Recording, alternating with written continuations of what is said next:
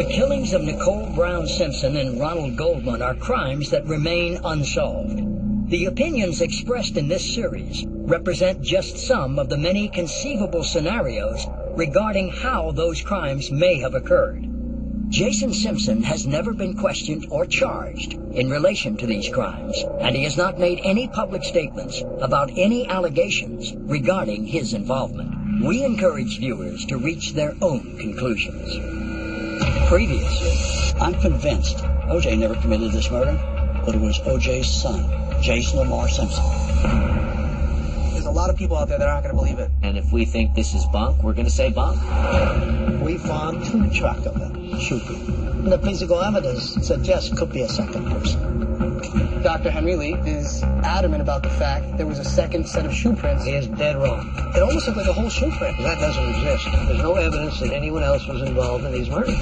O.J. Simpson was never seen wearing a knit wool cap, but Jason wore it all the time.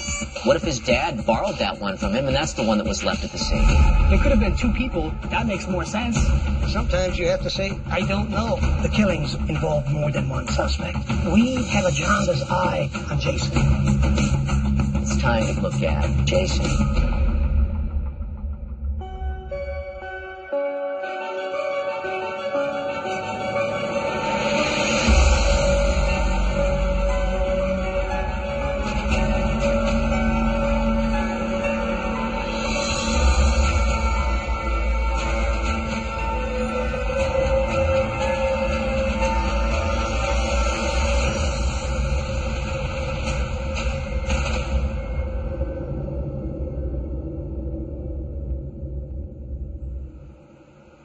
It gives me great delight, O.J. and Nicole, to pronounce you husband and wife.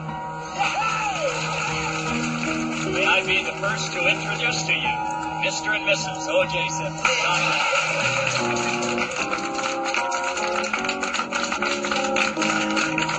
A lot of couples today, they just get married, right off the bat and stuff like that, and they don't know each other first. They end up getting a divorce after a year or so, something like that. And I think that this relationship's going to last for a long time. It's going to be a strong, loving family. A strong, loving family. These were the words of Jason Simpson on the day his father, O.J. Simpson, married the love of his life, Nicole Brown. To the rest of the world, they were strong and loving, the perfect family.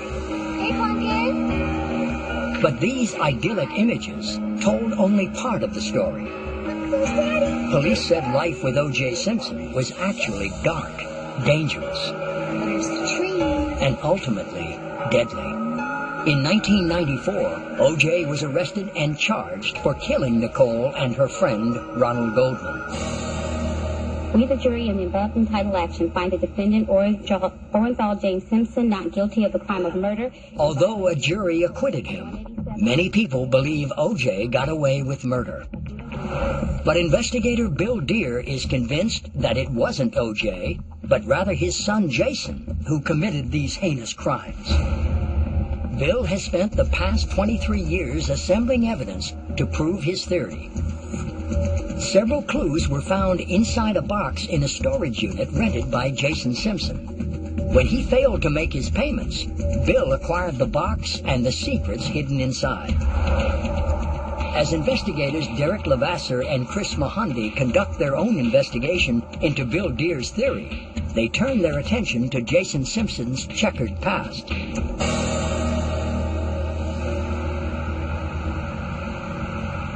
I think now that we've established that we're looking at Jason Simpson, I think you need to know a little bit about him. These are diaries that were in the storage facility.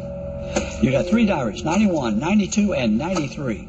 3 consecutive years prior to the homicides. The last one was just months before the murders. I spent a lot of time in the cases I work looking at people's personal writings, what they're blogging, what they may have on their social media. This is exactly what we want to look at. It's a window into the soul.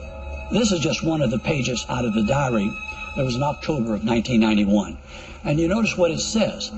I do not want to play Jekyll and Hyde any longer. I made my bed. I must lie in it. Yeah, well, obviously you got a guy who thinks that there's 2 sides to him, one of which is very dark. And I made my bed, I must lie in it, suggests that he's made serious mistakes he's got to live with. Why don't you go to the next exhibit? Again, it's happened again. That monster that I swore disassociation with resurfaced and acted unspeakable pander. All frustration surfaced and lashed out on her. Who do you think he's talking about here, Bill? Either talking about a girlfriend or possibly Nicole. I would go towards the girlfriend, but it's almost not important. What it talks about again, and that he's letting out his dark side, and that there are issues with women and his self-control. He's admitting that he's got something in him that he swore he wouldn't bring back out, but unfortunately it came to the surface.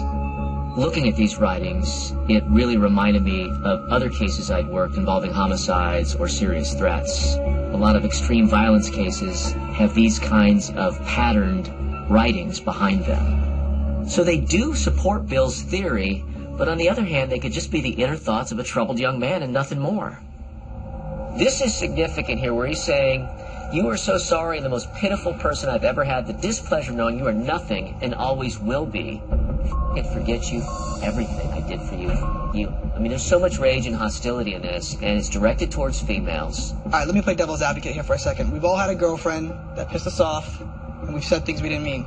Could this just be a case of that? I think that's a hypothesis, and I think it's a reasonable one, but I think that there's significance to this. This is another excerpt from his diary. "Give me one good reason why I should go on living. I can't remember the last time my dad called me just to see how I was doing. Now he'll never have to worry." Yeah, this is a lot of suicidal thinking here. This is a person who is, looking down a very narrow tunnel and not seeing any light at the end. I sense he's talking about suicide. One of his last thoughts before talking about maybe ending his own life is his father. Do you think there's any correlation? Absolutely. I mean, he's feeling abandoned by his father. Like, the disappointment and the sense of abandonment that he feels by his father is what is underneath all of his feelings of worthlessness. I also sense an undercurrent of anger and deep ambivalence, towards his father. On the one hand, he wishes his father had been there, but on the other hand, now you'll never have to worry about me. It's almost kind of hostility. It's deep. Look at this one. Oh, wow. Wow. This is a note that I pulled out of his trash in 2000. So this is post-homicides. Correct. As I look at this, my reaction is how aggressive his attack of the pages with the writing implement. Obviously, we can only guess what was going through Jason's mind when or if he actually wrote this and made the scribbles. I couldn't make it out, but there's definitely something written there. Clearly, he wrote a lot of things that he didn't want somebody to see. Just because you've got some, difficulties in your life of a mental health nature doesn't mean that you are going to be a murderer. There's a lot of people that have these issues. They never do anything to hurt anybody else. Would it be unusual for a person that's the son of somebody that's a murderer to have mental problems? Probably not. These are all things that play into the big picture. I want to show you some video. This is a film deposition taken of Jason Lamar Simpson during O.J.'s 1996 civil trial, where he talks about his father. Derek, go ahead and play that. It was not uncommon for your father to miss family functions because of business, correct? Correct. He was gone a lot, right? Correct. And that was true throughout your lifetime as well, right? Correct. And that continued to be true all the way up until Nicole's death, correct? Correct. And he missed lots of family functions involving you, right? Yes. Out of town? Yeah. What was your relationship with O.J. Simpson like? What was it like? Yes. Did you have a good relationship with him throughout your life? Did you have a bad relationship with him at times? Did you have any fallings out? At times. He's acknowledging that there were problems with him and O.J. He wasn't concealing it. I think he's minimizing it. But you have him pulling it together here, during this deposition. He's able to put his best foot forward, but we know from the other information that there's a lot more going on with him that's gone on with him. We've just got this incredible sample of behavior regarding Jason. On the one hand, we've got his diaries, which he's letting out his innermost thoughts and feelings, this darkness that's beneath the surface. But then there's the videotaped deposition, where he's controlled, this calm exterior, and nothing's coming out. He's an enigma, and we're going to have to dig further in order to really understand who he is and what he's capable of. What do you think we should do from here? We need to get everything verified through a handwriting expert, confirm that that is in fact Jason's journals. And if they are in fact his, I think we should also take it to another psychologist and get their take on what they think is going on with the person that actually wrote those journals, if it in fact was Jason. Right. In addition to the psychologist, we got to try to reach out to any friends or acquaintances that may have known him both before the incident and after it. You know, like you said, he's polished here. How is he off camera? How is he when he's in his own environment? How does he, you know, conduct himself? And I think the best indication of that is family and friends. Bill seems convinced of Jason's guilt, but Chris and I both agree that we need more evidence from third parties. Jason called himself Jekyll and Hyde and a monster, but will people that know him agree?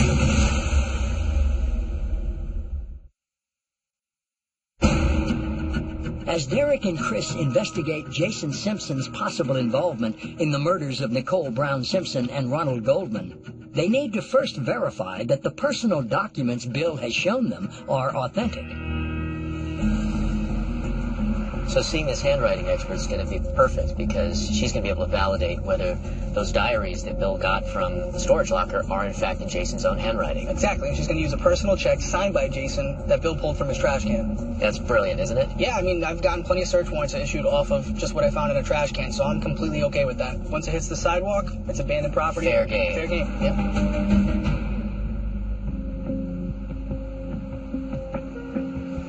It was so important for us to have not only the diaries, but also a personal check written by Jason, because without that, we wouldn't have been able to do a fair comparison. First, I just want to show you this personal check that we're going to be comparing everything else to. Okay.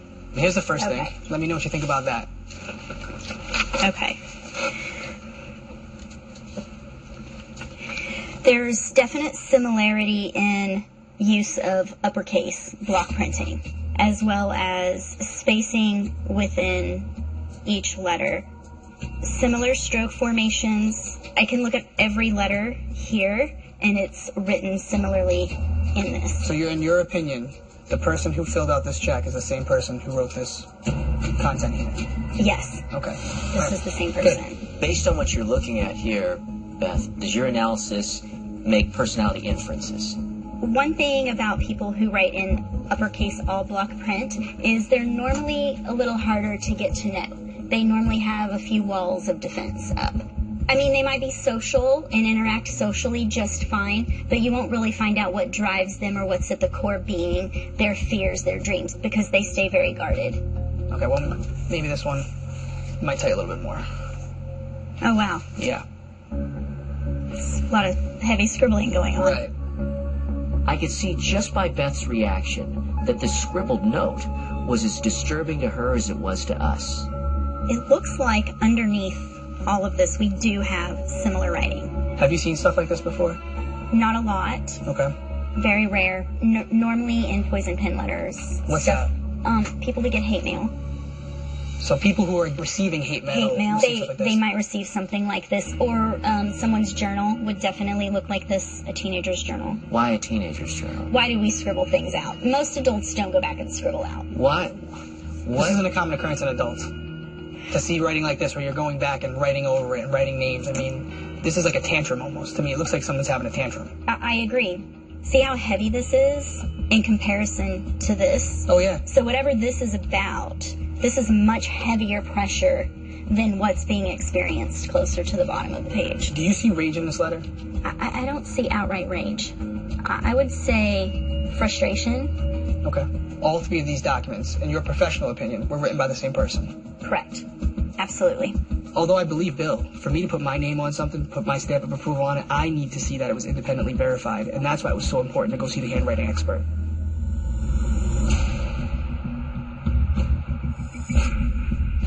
Growing up the son of O.J. Simpson would seem to be a dream life, with expensive vacations, famous friends, and everything else a kid could ask for. But our investigators are learning that Jason felt his life was more of a nightmare, with the long shadow of his father hard to escape. Jason started experimenting with drugs and alcohol at an early age. O.J.'s demanding schedule prevented him from being home consistently, and Jason was sent to a military school at the age of 15.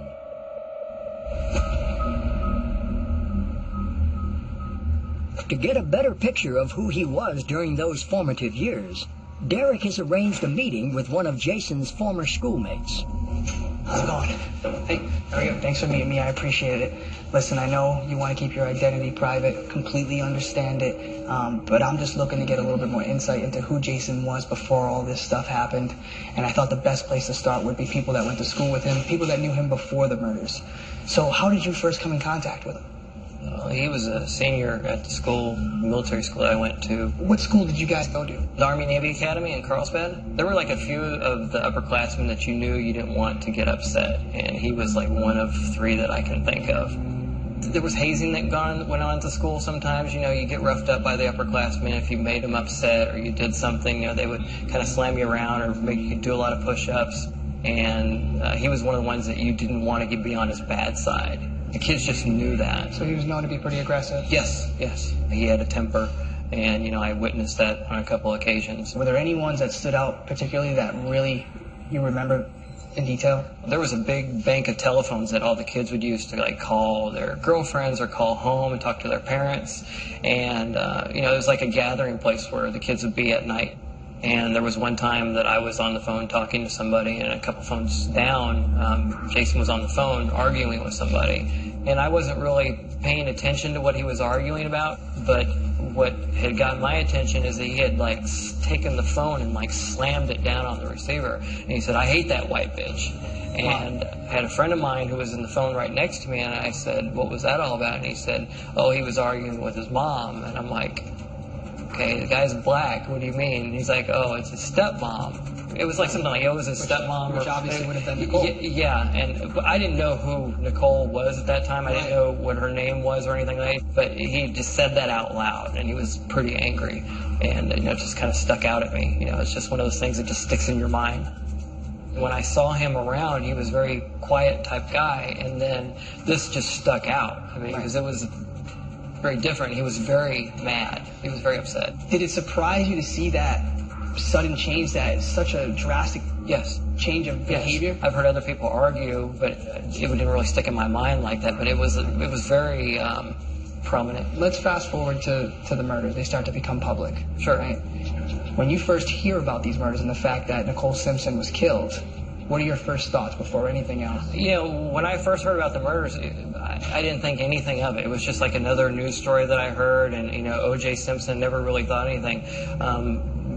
When it kind of stuck out with me was at the end of the Bronco chase. You know, I was with a group of friends. We were watching it on TV. At the very end, the truck that O.J. was in pulled up to his house, and out of the trees or something, Jason came running up to the truck, and a random thought just popped in my head. I bet you he had something to do with it. Really? Yes. I mean, it's just like, that just came to my mind. I mean, just instantly came to mind, and I, like, blurted it out and said, I bet you he had something to do with it.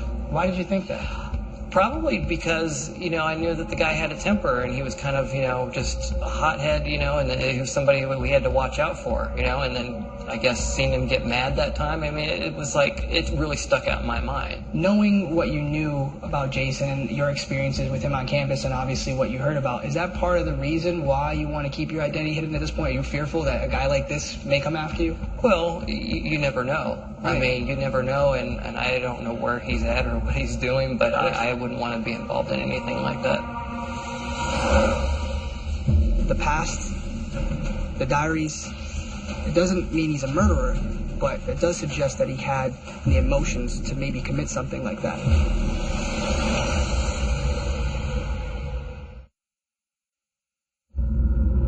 Jason Simpson's journal seemed to reflect the inner workings of a young man in turmoil, but does it reflect a disturbed mind, a ticking time bomb, someone capable of the horrors committed on June 12, 1994?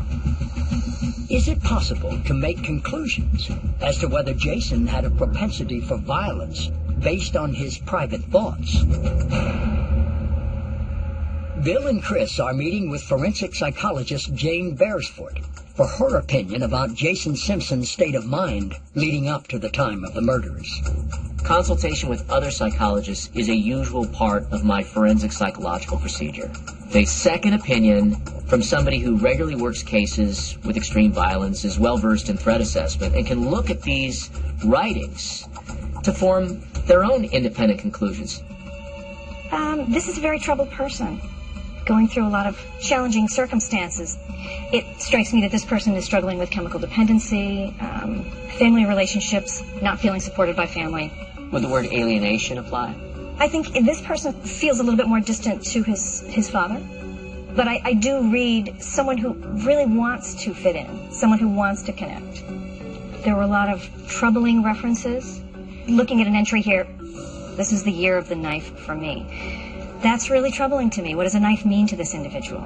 Is it something that this person has used as a weapon in the past? Is this someone who sounds like he would like to get rid of something? And it's hard to know if this is an aspect of himself that he'd like to shed, or if this is another part of his life he'd like to eliminate, perhaps?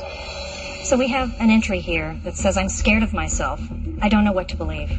This is a statement I've heard before when someone has done something that they regret, or when someone feels out of control. This sounds like a person who's afraid of who he might become, depending on the situation or the stressors in his life. Would you say that this individual that we're discussing has the potential of violence? Potential for? Yes. This individual sounds as though he's out of control. When I read this, I hear somebody who's really clutching at trying to be in control. And he's struggling. I would expect that if this person lost control and had an episode of violence, it would not be organized, it would not be well thought out, it would be... Heat of the moment. It would be heat of the moment. This would be somebody who would act in a very chaotic way. I'll tell you what, as we've gone through this process, a clearer picture of Jason's psychology is beginning to take form. This was a young man who had lots of demons, who was disturbed, angry, very troubled to his core, and potentially violent.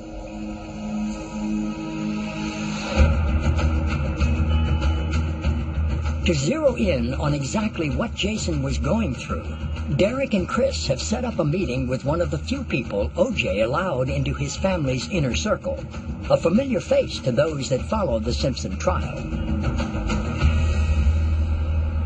Well, he just kind of said, to be truthful, Ship, I've had dreams of killing her. So he kind of chuckled. Yeah. Ron Shipp is a former LAPD officer and was a close friend to the Simpson family. Ultimately, he would testify against O.J. as a prosecution witness. I'm doing this for my conscience and my peace of mind. I would not have the blood of Nicole on Ron Shipp. I can sleep at night. To me, they were two of the most beautiful people I ever met in my life. Nicole was a lot of fun. I mean, she was one of those people that she would tell it like it was, and I think, yeah, I mean, 'cause I knew she liked me a whole lot. And O.J. only let certain people around Nicole. Yeah, but it almost seems like, and correct me if I'm wrong, he was a little possessive over her, a little controlling. I didn't realize that. See, you got to understand, I never knew anything like that until the 1989 incident. That's when he first beat her up. And that was completely unlike his character. You had never seen him even get mad up to this point. No, I mean, I knew, he had a problem with Jason. And Nicole had told me one time he got really mad. But, it was hearsay, What was that incident about that she told you about? I got a call from Nicole's brother, Ralph. And Nicole and O.J. were out of town. And I guess, Jason had a few cocktails. And he took a bat to O.J.'s statue. I remember there were 2 full-size statues in the backyard. Was it one of those statues? One of those. It was one of those. Really? Yeah. And did you ever take a baseball bat, by the way, and beat up the bronze statue of your father in the yard? I got mad. I had a bat. I started hitting a tree outside. And I think I hit a couple other things, bushes and stuff like that. And I hit the statue. And he just was taking a bat, and saying how much he hated. I hate my dad. I hate my dad. I hate my dad. Did you hit it a lot of times? No, just once. Just one shot? Oh. Is that right? Yes, sir. Okay. He explained to me, he said, I love my dad. He never has any time for me. He's always on my case. And I can't do anything right, basically. And I'm just really frustrated. And so O.J. comes back to town, I think, next couple of days, and I get a call from O.J. And he goes, I understand you had to come to the house. What did he say to you? And I said, well, not that much, man, And he goes, Ron, you don't understand, man. He says, I love Jason. He's my son. I want to have the best relationship that I can with him. if there's anything you can tell me, is there anything where you could help? He said, I would appreciate it. I really want to connect with my boy. Man, I bought that. And I said, okay, OJ, look. I said, it's not a really bad thing. I said, he just wants to spend a little time with you. And basically, that's all I said, you know. So I think I called the house about 2 days later. Nicole answered the phone. And I said, hey, is everything okay? OJ and Jason with you guys? She goes, oh, yeah, it's okay now. And she goes, yeah, you know, that little bit, whatever you told him, he beat the crap out of Jason after that. And I Really? and she told me that. And I said, wow. And I felt, I was like, wow, I couldn't believe it. How do you think that's going to make him feel? How do you think it made him feel? I think it made him feel horrible. I mean, you know, because... Was it the first and only time, you think? I don't think, no. I mean, in retrospect, now, heck no. I think he probably did a lot of times. A father that would beat his child for expressing that he wishes he could have more time with him, and for talking to somebody about that, suggests that it's more important to protect his image than to address the emotional needs of his son. Would you have considered Jason to be a troubled kid? I think Nicole, I think she had mentioned to me that, you know, he had a couple problems with girlfriends. What was she saying? She just said, you know, Jason has a tendency, you know, that has a lot of arguments, you know. A lot of conflict. Conflict with girls, you know. What was her relationship like with Jason? Jason, I always felt like she was like Jason's big sister. And she would constantly tell me, you know, like when OJ was out of town, yeah, me and Jason, some of their friends, we went out to such and such and we went dancing. Oh, we had a great time. And Jason's such a good kid. She said that she felt good going having fun with him. And then after the homicides, did you contact OJ afterwards? The day after the murders, you know, I was over at the house and it was me and Bob Kardashian, the last ones to leave. And I walked Bob out to his car, and like I said, I was getting ready to leave, and then OJ invited me to come up into his room. And that's when we engaged in a conversation about, he asked me about DNA, how long does it take DNA to come back? You know, being a cop, man, you know, being a cop, I'm thinking, why do you want to know how long it takes DNA to come back? Why would you know? Why'd you need to know that? And in my mind, it was a horrible moment for me, because all of a sudden I'm thinking, wow, man, you did this. It was the first time I actually thought that he actually did it. But I didn't want to believe it. I did not want to believe it, you know. Well, what do you believe today, Ron? Oh, I mean, I without being there, it's not what I believe. I just know. I know that he did it. Ron was very firm in his belief that OJ is the murderer, and I respect that. But I need to find out if he's basing this on evidence or on his own personal beliefs. When he was asking you about the DNA evidence, is it possible he could have been protecting somebody else? Because that is a theory out there that Jason did it. He doesn't care about Jason.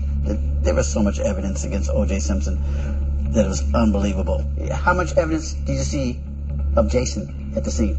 How much evidence do you see of Jason in the Bronco? How much evidence do you see of Jason in Rockingham? Zero. If there is some evidence of Jason having the violence history that he has, is it surprising to you that Jason Simpson was not even interviewed as a witness to what was going on in the family by anybody from the LAPD at that time period? No. And everybody... Do we have a responsibility to do that, though, Ron? If for no other reason, say, hey, what did you see going on between your dad and Nicole? Did you see anything? They didn't cross a lot of their T's or dot their I's because they knew who the suspect was. They really did know it. It was still too much evidence. Ron Shipp had first-hand information about the Simpson family, and I think he came to some conclusions about what kind of a man O.J. was, despite the fact that he'd always had O.J. on a pedestal. There was a tremendous fall from grace in the eyes of Ron Shipp. He is passionate and unshaking in his belief that O.J. Simpson did this on his own, with no involvement by Jason or anybody else. No doubt about it. He believes that in his bones. He's pretty adamant about it, but he's kind of got what everyone else is going on, which is tunnel vision. He saw the evidence, it pointed to OJ, that's it. That's my opinion. That's what it's going to be. It ain't changing.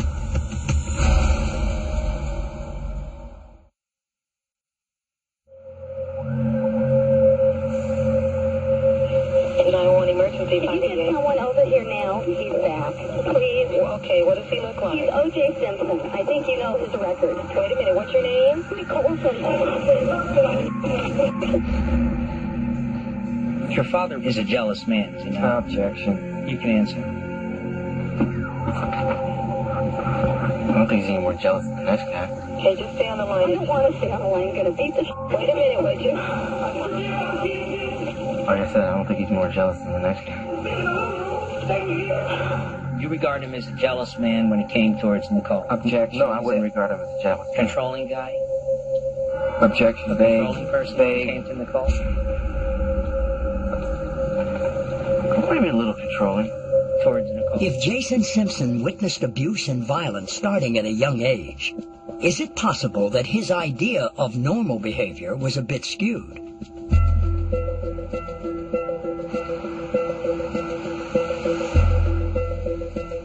For a closer look on the inner workings of the Simpson family, Bill, Chris, and Derek are meeting with Barry Hostetler. As an investigator for O.J.'s criminal defense team, Hostetler spent time with O.J., Jason, and those closest to them in the weeks leading up to the trial. You remember the defense team, correct? Yeah. So, did you ever meet O.J.? Yeah. Did you have an occasion to meet O.J.'s son, Jason? Met Jason, met his daughter, Arnell, is that her name? What was Jason like? What were your impressions of him? When I interviewed Jason, I was just trying to get a kind of a feel of the family dynamic, you know. I don't remember much about the interview. I do remember a couple of interesting things. Was there a... Yeah, he had some cuts, and I think they were on his left hand. Tell me about those. Well, they looked like scratches that were maybe healing up. When was this in relation to the murders? I would say more like a week or maybe even more than that. Did you ask him what happened to his hand? No. Did you ever talk to his girlfriend? Dee Dee, yeah, I talked to her. She gave me some information about Jason. You know, I mean, he was obviously a troubled kid and would fly off the handle, you know, according to her. Jason was a chef. She told me that she gave him a set of Hinkle knives for his birthday. She told me that he cut her pigtail off with one of those Hinkle knives. What did she say about how that happened? Yeah, I guess they got in some kind of argument. When he said that Jason forcibly cut off his girlfriend's hair with a knife, that got my attention. This was a young man who had lots of demons, and he was struggling with them, and he was having trouble keeping them inside. It's not a normal thing for some guy to cut off his girlfriend's hair. You'd agree with that, right? Well, you got to remember, you know, Jason was a troubled kid. Jason came from an extremely dysfunctional family. True. At that point, was kind of a sympathetic character to me. Okay, I can see what you're saying there. You use the word dysfunctional to describe Jason's family. Yeah. What caused you to come to that conclusion about the family being dysfunctional? I'll say this, you know, I talked to quite a few members of the family, and I'm going to tell you this: it was a sexually charged atmosphere in that family, and that's all I want to say about that. Okay. Do you think Jason should have gotten more attention as a potential suspect in this? I think he should have gotten more attention by the police. I'm not going to say as a potential suspect, but I think they... See, you know, once they had O.J., that was it for them, really. You believe they made a rushed judgment? When the cops gets a celebrity, they just love it because they get the publicity and they want to go with it. It didn't surprise me at all to hear that Barry and the Dream Team didn't look into Jason more than they did. They weren't trying to find the killer, they were trying to get O.J. off.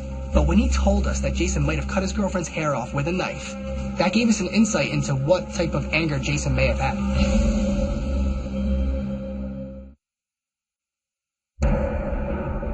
Following the murders of Nicole Brown Simpson and Ronald Goldman, the LAPD and the news media quickly focused on O.J. Simpson as the primary suspect. Unlike his father, Jason Simpson largely managed to stay out of the limelight and out of the LAPD's murder investigation. But he wasn't a stranger to law enforcement in the years leading up to the murders. Have you ever been convicted of a crime? I got a DUI. Is that the only time you've ever been charged with a crime? Yes, sir. Isn't it true that you were, the charges were brought against you by the city of Los Angeles for an assault on a guy named Goldbert at a restaurant? Yes, sir. I forgot about that. But I wasn't sued. Charges were brought against you for assault, true? Right. You didn't tell us about that earlier. I totally forgot about that. Okay, well, it's crucial that you not forget. Okay. This was a case brought against you by the people of the state of California in January of 1993, correct? Yes. And you assaulted a man named Paul Goldberg, correct? Yes. Paul Goldberg was Jason's employer in 1992. And 25 years later, the team has tracked him down to hear his story. So, God, it's probably like 26, 27 years ago, I decided to open a restaurant. When you say you opened a restaurant, you're talking about this very place, This right very here, place, where we're yes, sitting it right looks now. different now than it was then. At the time, I named it Revival Cafe. During that time, I had signs up that I was looking for employees, and I met Jason Simpson. He was a great guy. He waited months for the job and instantly took over and was everything I needed. Later on, as we were talking, so what's it like being O.J.'s son? He said it's very bittersweet. I hate being compared with him at everything I do. He said he got into food because it was his chance to stand alone and prove himself. Wow. This is where he would have found stardom. So the beginning of your relationship with Jason started off really nice. You thought he was a great guy? Without a doubt. So how did things progress? If I remember correctly, he was probably only here 2 or 3 weeks. And then all of a sudden he took off for a week. He seems to have some health problems. But then when he came back, he was talking about what a busy week he had when he said that basically he was home in bed. Then this girl came in, who was a friend of his, and a waitress, but not on the schedule for that time. And she starts taking tables, and I said to her, go home. And all I meant was go home. She went in the kitchen and told Jason I had just fired her. Jason came out like a raving maniac, and he said, well, nobody treats my friends like that, and he walked out. Then he came back maybe a week or 2 later. Next thing I know, I got hit in the back of the head 3 times. And it was scary. It was very scary. After committing this crime, Jason walked away with a sentence of 10 hours community service and 2 years probation, which he was still serving at the time of the murders. We got into a fight. I just didn't press charges, he did. Was it a fight or an attack? I was standing actually behind the counter. He was... Paul Goldberg gives his account of what happened. It was a Sunday. We were extremely busy. Jason came flying through the door. He was very upset, yelling, screaming, disturbing the customers. And he told me he felt that I cheated him out of a week's pay. I reminded him that he'd taken off a week. He seemed to calm down with that, and he said to me, we'll take it up with the attorneys. I said, fine. I thought it was over. I said, please, don't leave by the front. I don't want you yelling, screaming. I walked him out to the back door because I had to open it with a key. And we came back here. He was walking behind me. Everything seemed fine. Once I stuck the key in the door, I opened the door, and the next thing I knew, I got punched in the back of the head 3 times. And I don't know if he pushed me or picked me up, but I went flying down over here. And I landed about here, and he picked me up, and he then took me, and he threw me. I landed, I would say, exactly right here. My head was facing the wall. He started kicking me in the ribs, and then his girlfriend started screaming like a maniac, Jason, you crazy, stop. And he kicked me a few more times, took a step away, came back, kicked me another time or 2, and he said something like, next time I cut you. The best predictor of future behavior is past behavior. There's a monster that was inside that guy at that time. There's something here. Having someone confirm what Jason's capable of, for me, it gave life to the case and to the fact that Jason could be the guy. Something else, huh? That was intense. I mean, you gotta admit, this man remembers this just like it was yesterday. I mean, to me, with everything we've seen, everything we've heard thus far, I don't see any other thing that we can do except move forward. We got to keep going. Yeah, let's finish it. Next time. I think it's important we give Jason every opportunity to defend himself. We need to talk about Jason's alibi. When did you leave work? I think it was around 10:30. He was there and couldn't have committed the murders. Surveillance seeing Mr. Simpson. I didn't see a smile. He didn't seem warm or inviting. Jason comes across to me as genuine. He's manipulating the situation to give us a false impression of who he is. If we can disprove his alibi, it shows a clear line of deception. Why else would he falsify it unless he's got something to hide?